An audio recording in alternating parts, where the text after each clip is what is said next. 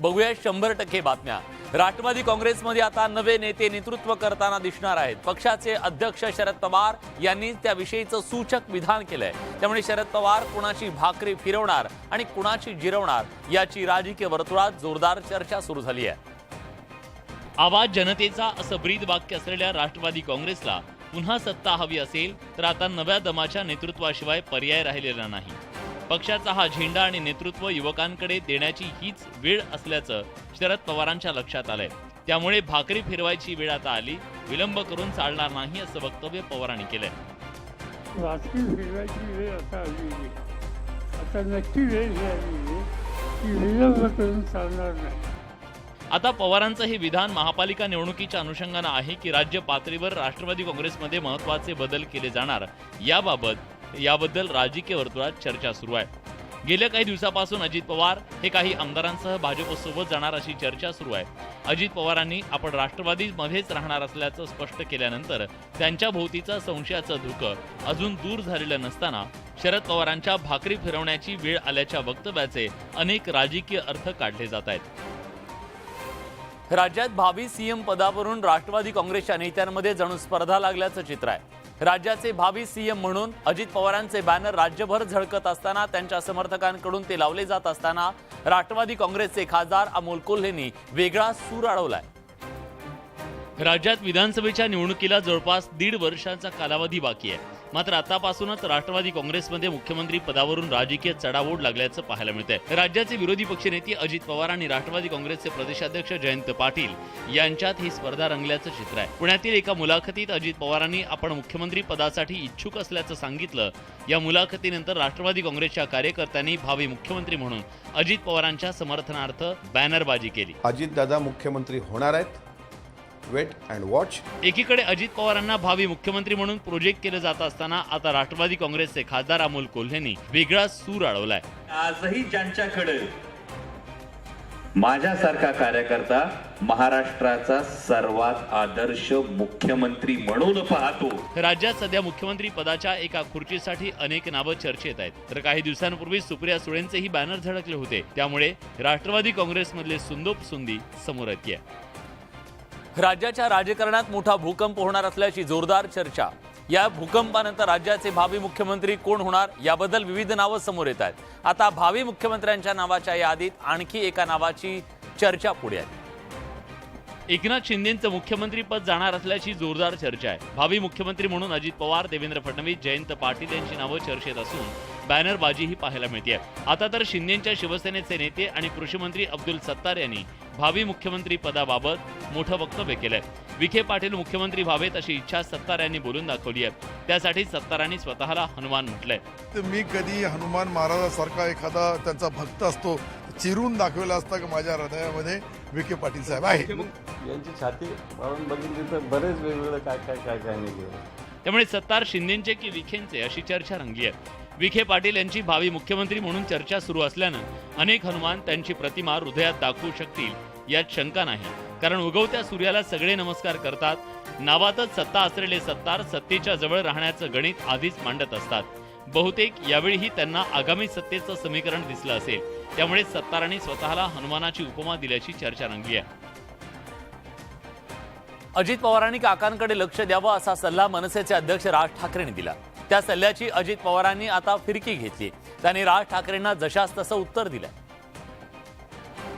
Ajit Pawar not reachable, Ajit Pawar भाजपच्या वाटेवर, अजित पवार भूकंप करण्याच्या तयारीत, अजित पवार भावी मुख्यमंत्री अशा बातम्यांनी गेली काही दिवस माध्यमांची जागा व्यापलेली आहे। अशावेळी अजित पवारांना तुम्ही काय सल्ला द्याल या प्रश्नावर राज ठाकरेंनी जो सल्ला दिला तो अजित पवारांना फारसा रुचलेला दिसत नाही। श्री अजित पवार बाहेर जेवढं लक्ष देताय तुम्ही तेवढं काकांकडे पण लक्ष द्या। ठीक आहे, राज साहेबांनी जसं त्यांच्या काकांकडे लक्ष ठेवलं तसं मी पण माझ्या काकांकडे लक्ष ठेवीन। राज ठाकरे आणि अजित पवार दोघेही सडेतोड, दोघेही महाराष्ट्रातल्या दिग्गज राजकीय नेत्यांचा वारसा लाभलेले पुतणे। एका पुतण्यानं काका विरोधात बंड केलं तर दुसरा पुतण्या बंडाच्या तयारीत असल्याच्या बातम्या येत आहेत। अशा परिस्थितीत एका पुतण्यानं दुसऱ्या पुतण्याला दिलेला हा सल्ला ऐकून पवारांचा हा पुतण्या राज ठाकरेंच्या मार्गाने जातो की शेवटपर्यंत काकांची साथ देत काका पुतण्याच्या राजकारणाचा नवा अध्याय लिहितो हे पाहणं महत्त्वाचं आहे।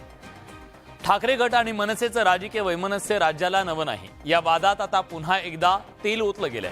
राज ठाकरेंनी उद्धव ठाकरे आणि आदित्य ठाकरेंना स्वयंभू नेते संबोधल्यानं ठाकरे गटाचा तिळपापड झालाय. ठाकरे गटानंही राज ठाकरेंवर जोरदार पलटवार केला. Lokmat Maharashtrian of the year पुरस्कार सोहळ्यातील राज ठाकरेंची मुलाखत सध्या राज्यात चर्चेचा विषय ठरली आहे. मुलाखतीचे राज्यभरात पडसाद उमटतायत. राज ठाकरेंनी त्यांच्या शैलीत सर्व नेत्यांचा समाचार घेतला.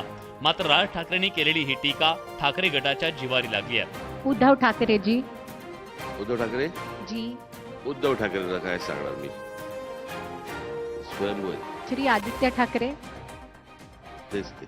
उद्धव ठाकरे आणि आदित्य ठाकरेंना स्वयंभू असा जोरदार टोला राज ठाकरेंनी लगावल्यानं संजय राऊत चांगलेच उसळले. संजय राऊतांनीही राज ठाकरेंच्या जिवारी लागतील असे शब्द निवडून टीकेचे जोरदार बाण डागले.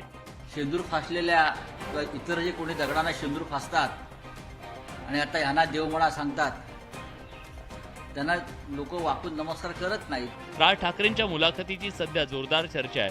मात्र त्यांनी केलेल्या विविध वक्तव्यांमुळे राज्यातलं राजकारण ढवळून निघालंय. राज्यात सीएम बदलाचे वारे वाहत असताना उद्योगमंत्री उदय सामंत यांनी एक मोठा दावा केलेला आहे. ठाकरे गटाचे 13 आमदार आणि राष्ट्रवादीचे अनेक आमदार शिवसेनेच्या संपर्कात असल्याचा दावा उदय सामंतांनी केला. सामंतांच्या या दाव्याची ठाकरे गटानं खिल्ली उडवली आहे. गेल्या वर्षी जून महिन्यात शिवसेनेत एकनाथ शिंदेंच्या नेतृत्वाखाली बंड झालं. 40 आमदारांनी सुरत मार्गे गुवाहाटी गाठल्यामुळे उद्धव ठाकरेंच्या नेतृत्वातील सरकार कोसळलं आणि राज्यात सत्तांतर झालं. शिंदेंच्या बंडानंतर ठाकरेंच्या पक्षात 16 आमदार उरले. त्यापैकी 13 आमदार शिंदेंच्या नेतृत्वाखालील शिवसेनेत दाखल होणार आहेत. शिवाय राष्ट्रवादीचे 20 आमदार तर काँग्रेसचे बडे नेते एकनाथ शिंदेंच्या संपर्कात असल्याचा दावा सामंतांनी केलाय. सामंतांच्या या दाव्यावर ठाकरे गटानं जोरदार पलटवार केलाय. उरलेले 13 देखील शिंदेसाहेबांच्या संपर्कात आहेत. राष्ट्रवादीचे 20 लोक शिंदेसाहेबांच्या संपर्कात आहेत. भाजपा शिंदेंना सोडणार आहे का, या प्रश्नाचे उत्तर त्यांनी शोधायला हवे. बाकीचं आपण नंतर बघूया. विरोधी पक्षनेते अजित पवार काही आमदारांसह भाजपसोबत जाणार असल्याची चर्चा काही दिवसांपूर्वी रंगली होती. पण अजित पवारांनी त्याचं खंडन केलं. आता उद्योगमंत्र्यांच्या दाव्यामुळे पुन्हा एकदा राजकीय फोडाफोडीची चर्चा सुरू झाली आहे. मुंबईत भारतीय कामगार सेनेच्या सर्वसाधारण सभेमध्ये बोलताना उद्धव ठाकरेंनी शिवसेनेला जोरदार इशारा दिलाय. पाठीत वार करून सरकार पाडल्याचा आरोप करत त्याचा बदला घेणार असं उद्धव ठाकरेंनी म्हटलंय. ठाकरेंच्या इशाऱ्यावर शिवसेनेनं जोरदार पलटवार केलाय. ठाकरेंची शिवसेना आणि शिंदेंच्या नेतृत्वातील शिवसेनेत जोरदार संघर्ष पेटलाय. फुटीनंतर दोन्ही पक्षाकडून एकमेकांची राजकीय कोंडी करण्याचा प्रयत्न केला जातोय. 10 महिन्यांपूर्वी झालेल्या राजकीय बंडाची आग अजूनही धगधगते. उद्धव ठाकरेंनी मुख्यमंत्री एकनाथ शिंदे आणि त्यांच्या सहकारी आमदारांना हा थेट इशारा दिलाय. तर शिवसेनेनं ठाकरेंवर जोरदार पलटवार केलाय. ज्या पद्धतीने पाठीपार करून सरकार पाडलं त्याचा तो सूड आणि बदला घ्यायचा असतो, घेणारच. पण जिभेमध्ये जोर आहे.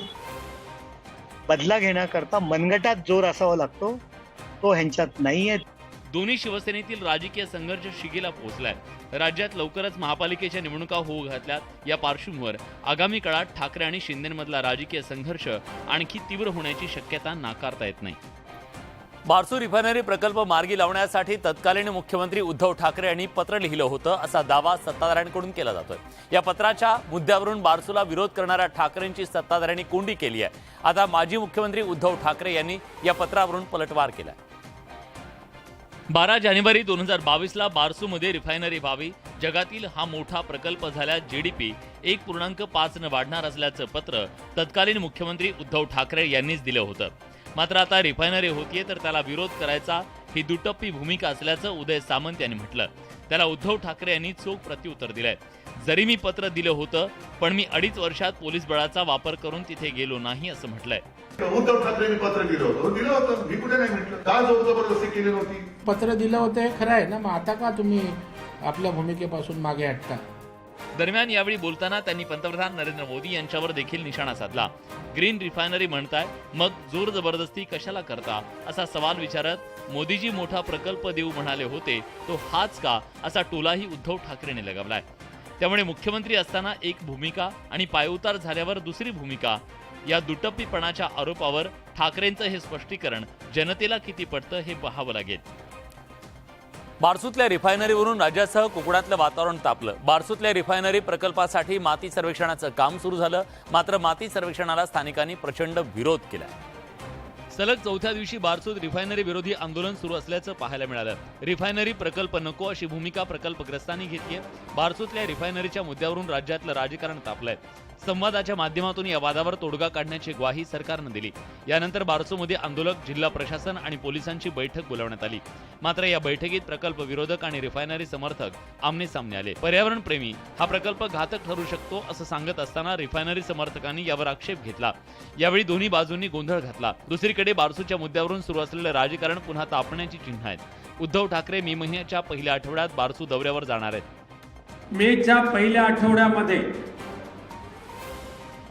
शिवसेना पक्षप्रमुख माननीय उद्धवजी ठाकरे शिवसेनेच्या लोकप्रतिनिधींसमवेत भेट देणार आहेत.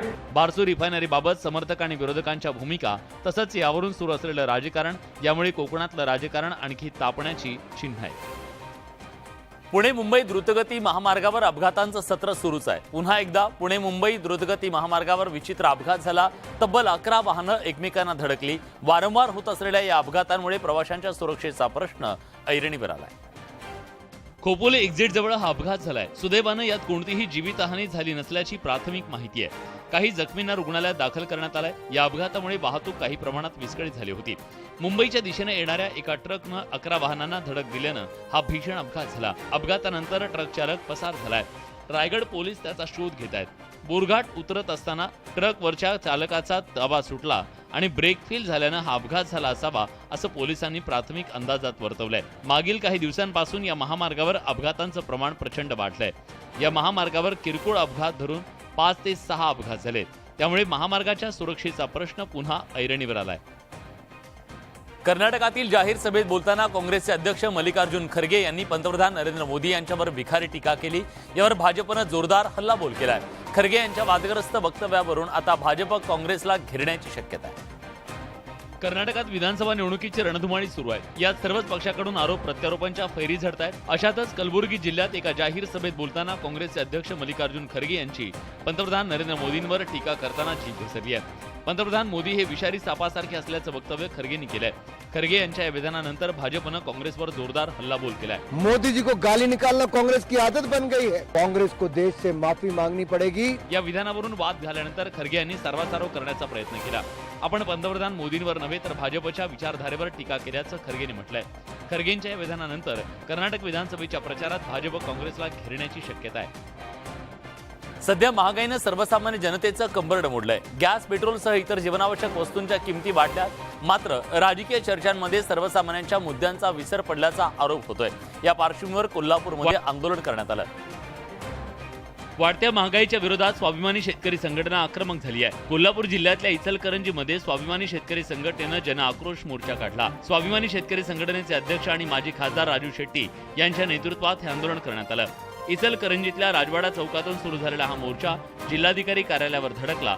भर उन्हात निघालेल्या मोर्चात स्वाभिमानी शेतकरी संघटनेचे कार्यकर्ते, शेतकरी, सर्वसामान्य कोल्हापूरकर मोठ्या संख्येनं सहभागी झाले. यावेळी केंद्र आणि राज्य सरकार विरोधात जोरदार घोषणाबाजी करण्यात आली. ह्याचेही पडसाद उमटतील. संपूर्ण महाराष्ट्रातला सामान्य माणूस हा महागाईनं हैराण झालेला आहे. महागाईनं सर्वसामान्य जनतेचं कंबरडं मोडलंय. गॅस, पेट्रोल, रासायनिक खतांच्या किमती वाढल्या. मात्र सरकारचं याकडे लक्ष नसून भावनिक मुद्दे उपस्थित करून महागाईवरून जनतेचं लक्ष विचलित करण्याचा प्रयत्न सुरू असल्याचा आरोप राजू शेट्टींनी केलाय. शिर्डीच्या साईबाबा मंदिरात सीआयएसएफच्या सुरक्षेला ग्रामस्थांनी तीव्र विरोध केलाय. यासह विविध मागण्यांसाठी येत्या 1 मे पासून शिर्डी शहर बेमुदत बंद करण्याचा इशारा ग्रामस्थांनी दिलाय. ग्रामस्थांच्या विरोधानंतर आता संस्थान काय भूमिका घेणार याची उत्सुकता. शिर्डीच्या साई मंदिराला दहशतवाद्यांकडून धोका असल्यानं साई मंदिराला दुहेरी सुरक्षा व्यवस्था देण्यात आली आहे. साईबाबा मंदिरातील सुरक्षा व्यवस्था साई संस्थान कर्मचारी करतात, तर मंदिर परिसराच्या सुरक्षेसाठी महाराष्ट्र पोलिसांची कुमक नेमण्यात आली आहे.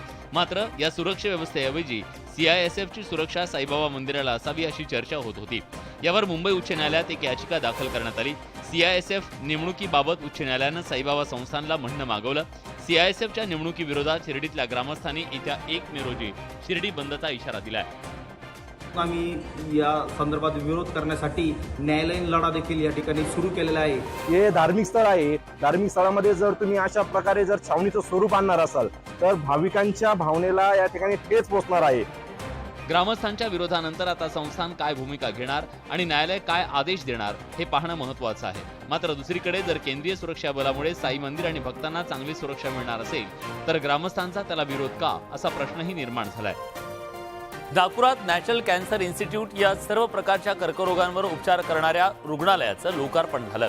राष्ट्रीय स्वयंसेवक संघाचे सरसंघचालक मोहन भागवत यांच्या हस्ते नॅशनल कॅन्सर इन्स्टिट्यूट अर्थात NCIचं लोकार्पण झालं. यावेळी मुख्यमंत्री एकनाथ शिंदे, उपमुख्यमंत्री देवेंद्र फडणवीस, केंद्रीय मंत्री नितीन गडकरी उपस्थित होते. नागपुरातील जामठा परिसरात उभारण्यात आलेलं 470 बेडचं हे अत्याधुनिक national cancer institute Devendra Fadnavis यांचा ड्रीम प्रोजेक्ट आहे.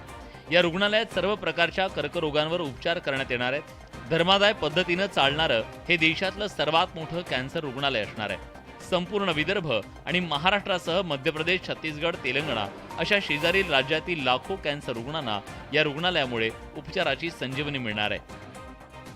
कैंसर के क्षेत्र में सबसे आधुनिकतम ट्रीटमेंट है, उस ट्रीटमेंट को हम लोग यहाँ पर लाने की कोशिश कर रहे हैं. हे कॅन्सर हॉस्पिटल मोठ्या प्रमाणावर कॅन्सरग्रस्त रुग्णांना वरदान ठरेल. कॅन्सरच्या उपचारासाठी जागतिक दर्जाचं अत्याधुनिक तंत्रज्ञान उपलब्ध असणाऱ्या या रुग्णालयात रुग्णांना माफक दरात उपचार मिळणार आहेत. तर लहान मुलांवर उपचार मोफत केले जातील अशी माहिती मिळते.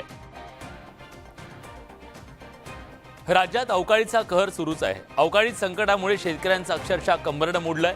सोयगाव तालुक्यात सुद्धा वादळी वाऱ्याचा कहर पाहायला मिळाला. त्यामुळे अनेक घरांचं नुकसान झालं असून काही जण जखमी सुद्धा झाले. विदर्भ आणि मराठवाड्यात अवकाळीचा कहर सुरूच आहे. त्यात छत्रपती संभाजीनगर जिल्ह्यातल्या सोयगाव परिसरात वादळी वाऱ्यासह पावसानं जोरदार हजेरी लावली. सोयगावमधल्या फरदापूर इथं पावसासोबतच्या वादळामुळे घरावरचे पत्रे उडतानाचा थरारक व्हिडिओ समोर आलाय. घरावरचे पत्रे उडाल्यामुळे घरातील आणि बाजूचे 17 जण जखमी झाले. परभणीच्या सेलू तालुक्यात अवकाळीमुळे आंबा बागांचं नुकसान झालं. आंब्यांच्या झाडाखाली आंब्यांचा खच पडलाय, त्यामुळे बळीराजा हतबल झालाय. वाशिम जिल्ह्यातल्या वनुजा, तपोवन परिसरात वादळी वाऱ्यासह मुसळधार पाऊस पडला, त्यामुळे लिंबू, संत्रा बागांसह कांद्याचं प्रचंड नुकसान झालं.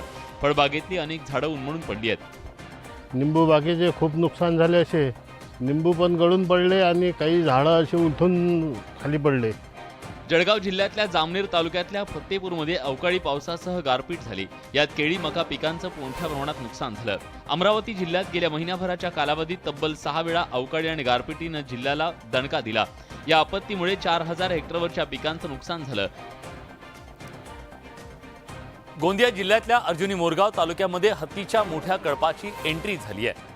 या ठिकाणी हत्तीच्या कळप राहिला तर शेतीच्या पिकांची मोठ्या प्रमाणात नुकसान होण्याची भीती शेतकऱ्यांना आहे. या हत्तीच्या कळपावरती वनविभाग सध्या नजर ठेवून असून हत्तीच्या कळपाची वाटचाल कुठे होते हे पाहणं महत्त्वाचं आहे. गेल्या वर्षी हत्तीच्या कळपानं मोठ्या प्रमाणात पिकांची हानी केली होती. त्यानंतर हा कळप माघारी फिरला होता. मात्र आता पुन्हा तोच कळप अर्जुनी मोरगाव तालुक्यातल्या भाजबोडण या जंगलात आलाय. हत्तींचा हा कळप अर्जुनी मोरगावच्या जंगलात राहतो की गडचिरोलीच्या दिशेनं जातो हे पाहणं महत्त्वाचं आहे. जर अर्जुनी मोरगाव जंगल परिसरात हत्तीच्या कळपाचं वास्तव्य राहिलं तर पुन्हा एकदा मोठ्या प्रमाणावर धान पिकाच्या शेतीचं नुकसान होण्याची शेतकऱ्यांना भीती आहे. हत्तीच्या या कळपावर वनविभाग नजर ठेवून असून हत्तीच्या कळपाची वाटचाल कुठे होते हे पाहणं महत्त्वाचं आहे. सुदानमध्ये सुरू असलेल्या देशांतर्गत यादवी युद्धामुळे सांगली जिल्ह्यातल्या सुमारे 100 नागरिक तिथे अडकून पडलेत. सुदानमध्ये साखर कारखान्यात काम करण्यासाठी हे सगळेजण गेले होते. सुदानमधून या भारतीयांना सुरक्षित बाहेर पडण्यासाठी भारत सरकारनं प्रयत्न करावेत अशी मागणी त्यांच्या कुटुंबियांनी केली आहे. सुदानमध्ये गृहयुद्ध सुरू असून सुदानमध्ये अडकलेल्या भारतीय नागरिकांना मायदेशी आणण्यासाठी भारताकडून ऑपरेशन कावेरी राबवलं जात आहे. आतापर्यंत अनेक भारतीयांना आणण्यात यश आलंय. मात्र अजूनही अनेक भारतीय युद्धग्रस्त सुदानमध्ये अडकले असून यात सांगलीतल्या नागरिकांचा समावेश आहे. सुदानमधील भारतीय दूतावासानं मायभूमीत आणण्यासाठी निश्चित केलेल्या ठिकाणापासून हे नागरिक 1000 ते 1200 किलोमीटर अंतरावर आहेत. सध्या त्यांच्या ठिकाणापासून 450 किलोमीटर अंतरावर सशस्त्र चकमक सुरू आहे. त्यामुळे सर्वजण भीतीच्या छायेत आहेत. या नागरिकांबाबत त्यांचे सांगलीतले कुटुंबीय आणि नातेवाईक चिंतेत आहेत. आमची या ठिकाणी नम्र विनंती आहे भारतीय शासनाला, आम्हाला इथून ते इव्हॅक्युएशन पॉईंटपर्यंत प्रवास सुरक्षित आमचा करण्यासाठी प्रयत्न व्हावेत. हे सगळेजण सध्या सुरक्षित ठिकाणी आहेत. त्यांना लवकरात लवकर सुरक्षितपणे मायदेशी आणण्याचं आव्हान भारत सरकारसमोर आहे. मात्र सध्या तरी त्यांच्या काळजीनं त्यांचे सांगलीतले कुटुंबीय चिंतातूर आहेत. तर या होत्या राज्यातल्या, देशातल्या आणि जगभरातल्या महत्त्वाच्या बातम्या. 100% बातम्या. आमचं हे ब्रेकलेस आणि ब्रेथलेस बुलेटिन तुम्हाला कसं वाटतंय जरूर कळवा. बुलेटिनमध्ये आपण इथेच थांबतोय. ताज्या घडामोडींसाठी बघत रहा न्यूज 18 लोकमत.